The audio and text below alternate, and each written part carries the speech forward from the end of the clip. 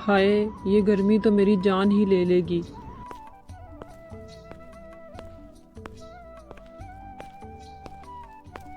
क्या हुआ दादी? आपको गर्मी लग रही है? मैं अभी आपके लिए ठंडा पानी लेकर आता हूँ।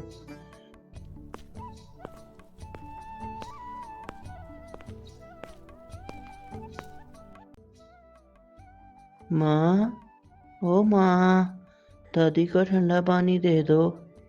उन्हें बहुत गर्मी लग रही है। गर्मी से उनकी हालत खराब हो रही है। हाँ बेटा, तू दादी के पास चल, मैं अभी मटके का ठंडा पानी लेकर आती हूँ। रीमा उस मटके में देखती है तो उसमें पानी की एक बूंद भी ना थी। हाय ऊपर वाले, घर में पानी की एक बूंद भी नहीं है। अब मैं क्या करूँ? घर में बाल्टी मटका सब खाली पड़ा है। माँ, ओ माँ, जल्दी चलो, पानी आ गया है। अच्छा बबलू बेटा, तू बाल्टी उठा ले और मीना बेटी तू वो मटका उठा ले। गरीब रीमा के लिए ये रोज़ की आफत थी। वो अपने पति, बच्चों और सास के साथ एक छोटे से घर में रह रही थी, जहाँ पूरे मोहल्ले में एक ही पानी की टूटी थी, जहाँ पानी टाइम से आता था। उस मोहल्ले के लोग सुबह 7 बजे से ही नंबर लगाकर उस टूटी के पास खड़े हो जाते थे। रीमा भी अपने बच्चों के साथ टूटी के पास पहुंचती है, जहां पहले ही लोगों की लंबी कतार लगी हुई थी और लोग पानी भरने के लिए एक दूसरे से लड़ रहे थे। अरे ओ सुमित्रा मासी, कहाँ बीच में घुसी चली आ रही हो? दिख नहीं रहा है यहाँ हम सब लोग सुबह 7 बजे से लाइन में लगे हैं। एक तो आखिर में आती हो और सबसे पहले लाइन में घुसने की कोशिश करती हो। अबे जा जा, मैं भी देखती हूँ कौन रोक के दिखाता है मुझे। अगर बूढ़ी औरत पानी भर भी लेगी तो क्या चला जाएगा तेरा। उनका झगड़ा देख रीमा सोच में पड़ जाती है। ऐ ऊपर वाले, घर में एक बूंद भी पानी नहीं है, काम के लिए भी देर हो रही है। अब ऐसे में मेरा नंबर पता नहीं कब आएगा। कुछ देर बाद एक एक करके सभी लड़ाई पर उतर आते हैं और इतने में पानी चला जाता है। अरे लगता है पानी चला गया।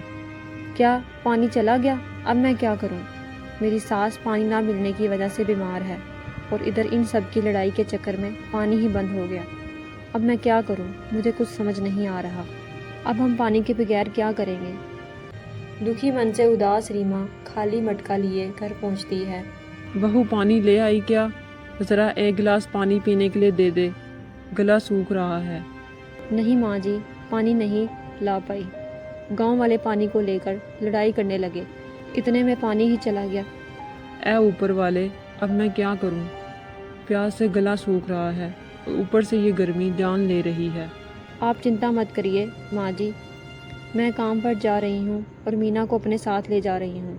मालकिन के घर से 2 बोतल पानी आपके लिए भिजवा दूंगी, मीना ले आएगी। रीमा मीना को अपने साथ ले जाती है। बाहर सर के ऊपर सूरज आ गया था, जिससे काफ़ी तेज़ धूप लग रही थी।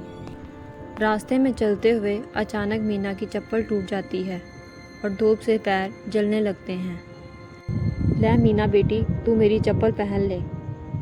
रीमा मीना को अपनी चप्पल दे देती है और खुद नंगे पांव धूप में चलने लगती है। कुछ देर बाद वो मालकिन के घर पहुंच जाती है, जहां मीना देखती है कि मालकिन की कोठी के आगे बड़ा सा फाउंटेन लगा था। ये अमीर लोग किस तरह पानी की बर्बादी करते हैं और एक हम गरीब लोग हैं जो एक बूंद के लिए तरसते हैं। जहां मीना पानी पीने लगती है। वाह माँ, ये पानी कितना मीठा है और अपने नल का पानी कितना नमकीन होता है। इतना कहकर रीमा अपनी बेटी के साथ कोठी के अंदर गई। रीमा की मालकिन दीपिका स्वभाव से बहुत घमंडी थी। वो गरीबों के साथ बहुत बुरा बर्ताव करती थी। अरे ओ रीमा, इतनी देर कहाँ लगा दी? तू जानती नहीं है देर आने से मैं तेरी तनख्वाह काट लूँगी। मालकिन घर में पानी ख़त्म हो गया था, अगर 2 बोतल पानी मिल जाए तो हमारी प्यास बुझ जाएगी। कोई पानी वानी नहीं मिलेगा। लेकिन वहीं उसकी बेटी चुटकी बहुत नेक दिल लड़की थी।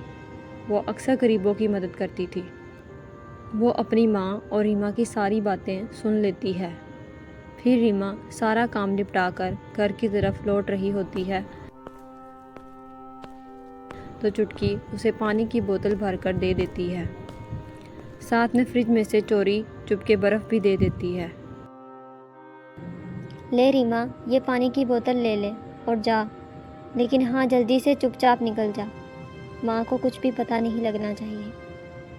आपका बहुत बहुत शुक्रिया मैडम जी। रीमा जल्दी से लेकर घर पहुंचती है तो देखती है उसकी सास बेहोश पड़ी हुई है। अरे ये क्या हो गया माँ जी को? माँ जी, पता नहीं रीमा, मैं जब काम से लौट कर घर आया तो माँ बेहोश पड़ी थी और बेहोशी में पानी पानी चिल्ला रही थी। मैं पड़ोस वाले से पानी भी लेने गया, लेकिन किसी ने पानी की एक बूंद भी नहीं दी। फिर रीमा बोतल में से पानी की छींटें अपनी सास के चेहरे पर डालती है, जिससे उन्हें होश आ गया। ऐसे ही दिन बीतते हैं और गर्मी अपने चरम सीमा पर आ गई थी, जिसके कारण अब पानी की और भी महामारी फैल गई थी। बबलू और मीना को नहाए हुए 1 हफ्ते से ऊपर हो गया था, जिसके कारण उनके शरीर पर गैमोरियन हो गया था और उन्हें पूरे शरीर में चुभन सी महसूस होने लगी थी। हाँ, मुझे बहुत गर्मी लग रही है। शरीर से बदबू भी बहुत आ रही है। शरीर भारी भारी सा लग रहा है। रीमा सारा दिन पानी के इंतज़ार में टूटे के पास बैठी रहती है, लेकिन पानी नहीं आता। बैठे बैठे उसे शाम हो जाती है कि तभी उसमें से पानी आने लगता है। ये पानी देख रीमा बहुत खुश हुई, लेकिन जब रीमा उस पानी को सूंघकर देखती है तो उसमें से गटर जैसा स्मेल आ रही थी और पानी का रंग भी गटर के पानी जैसा था। अब क्या करूं? कुछ ना होने से कुछ पानी ही सही।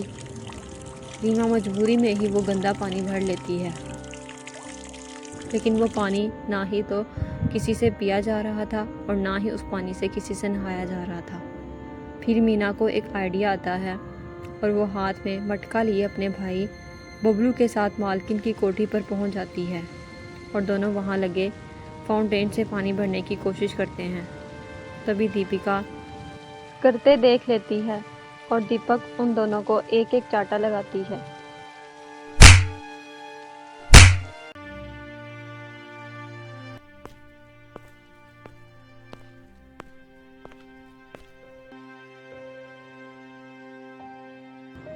माँ, ये क्या कर रही हो? अगर इसमें से थोड़ा पानी इन बच्चों को पीने के लिए दे दिया जाएगा तो इसमें हमारा क्या बिगड़ जाएगा? अरे इन मासूम चेहरों को एक बार देखो माँ। क्या आपको इनकी मासूमियत पर ज़रा सा भी रहम नहीं आ रहा है? बेचारे न जाने कितने दिन से प्यासे होंगे। तू चुप कर। ये फाउंटेन हमने अपने मनोरंजन के लिए लगाया है, इन गरीबों के लिए नहीं, समझी? इनके शरीर से बदबू आ रही है, लेकिन इसमें इनका कोई कसूर नहीं है। इन बेचारों को पीने के लिए पानी नहीं मिलता तो ये भला नहाने के लिए पानी कहाँ से लाएंगे? और हम मनोरंजन के लिए पानी यूज़ कर रहे हैं। अच्छा, तू मुझे ज़्यादा ज्ञान मत दे। मैं इन गरीबों को अच्छी तरह से जानती हूँ। समझ ले, मैं तेरी माँ हूँ। मुझे इस दुनिया के बारे में तुझसे ज़्यादा जानकारी है, समझी? इतना कहकर चुटकी वहाँ से चली जाती है गुस्से में होकर। लगता है माँ को पानी की कीमत समझानी पड़ेगी। अगले दिन पानी का कनेक्शन बंद कर देती है। ये क्या हो गया? पानी को उसमें तो पानी आ ही नहीं रहा है। हाँ, वो एक्चुअली मैं आपको बताना भूल गई। अगले 3 दिन तक हमारे यहाँ पानी नहीं आएगा। मगर क्यों बेटी? हम लोग बिल भी तो सही से जमा करवा रहे हैं, फिर क्यों 3 दिन तक पानी नहीं आएगा? हाँ, सुबह निगर निगम वाले आए थे। वो बोल रहे थे कि टंकी की पाइप फट गई है और पाइप को रिपेयर होने में टाइम लगेगा, इसलिए 3-4 दिन तक पानी नहीं आएगा। ये सुनकर दीपिका चिंता में आ जाती है। तभी रीमा दीपिका के पास आकर कहती है, मालकिन आप चिंता मत करें, कल हमारे मोहल्ले में पानी का टैंकर आएगा, मैं उसमें से आपके लिए भी पानी ले आऊँगी। सुनकर दीपिका को अपनी गलती का एहसास होता है। लोग सच कहते हैं, इंसान पैसों से नहीं बल्कि अपने कर्मों से बड़ा होता है। आज तुमने इस बात को साबित कर दिया। रीमा, मेरे पास इतना पानी होते हुए भी उसमें से तुम्हें एक बूंद भी पानी की नहीं दी और तुम टैंकर के पास खड़ी होकर इतनी भीड़ में मेरे लिए पानी भरकर लाओगी। तुम तो सच में महान हो। रीमा, मुझे माफ़ कर दे जो मैंने तेरे साथ ऐसा बर्ताव किया। माँ, आप भी मुझे माफ़ कर दो। हमारे यहाँ कोई पानी नहीं गया है। वो तो मैंने आपको पानी की अहमियत समझाने के लिए ऐसा किया था। लेकिन सोचिए, पल भर में आप पानी के लिए कितनी बेचैन हो गई। लेकिन ये गरीब लोग सारी गर्मी पानी की वजह से परेशान होते हैं। इन लोगों को नहाना तो दूर, पीने के लिए भी पानी नसीब नहीं होता। अपने हालात से बेचारे ऐसे ही मारे होते हैं। कम से कम हम तो ना मारे इन्हें। तू सच कह रही है बेटी, आज तुमने मेरी आंखें खोल दी हैं। मैं इस बेचारी रीमा को बुरा भला कह रही थी, लेकिन अब मुझे समझ में आ गया कि रीमा बहुत बड़े दिल की है। हम लोग उसके आगे बहुत छोटे हैं। बहन रीमा, हो सके तो मुझे माफ़ कर देना। मैं अपनी दौलत में इतनी अंधी हो गई थी कि मुझे सही और गलत का बिल्कुल भी पता नहीं था। सिर्फ मुझे पैसों का घमंड हो गया था।